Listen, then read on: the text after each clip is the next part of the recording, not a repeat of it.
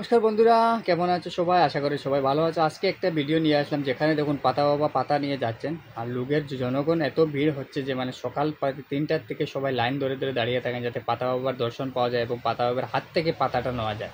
Actually কথাটা কি, পাতা বাবার যেটা পাতা দিচ্ছে সেটা উনি স্বপ্নেও পেয়েছেন, এভাবে কথা বলেছে মা দুর্গায় ওনাকে স্বপ্নে দেখিয়েছেন যে মানুষের উপকার করার জন্য ওনাকে এই পাতাটা দিতে হবে। কিন্তু শর্তটা হলো যে ওনার থেকে পাতাটা যে বেমারি বা যার যেটা অসুবিধা আছে সেই মানুষ কিন্তু নিজে এসে কিন্তু নিতে হবে। আপনারা যদি কাউকে পাঠিয়ে বলেন যে আমার জন্য পাতাটা এনে দাও, তাহলে কিন্তু সেটার কাম হবে না।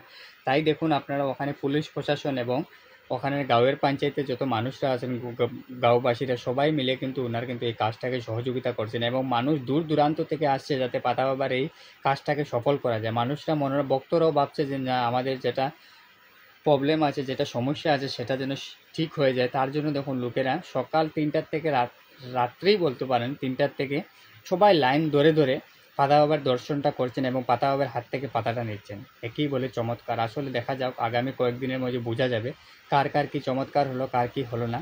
আপনারা আমার চ্যানেলে সবসময় থাকবেন, আমার ভিডিওটা লাইক করবেন, শেয়ার করবেন, বন্ধু বান্ধবের কাছে পাঠিয়ে দেবেন, তাহলে আমি এরকম আপডেট আপনাদের কাছে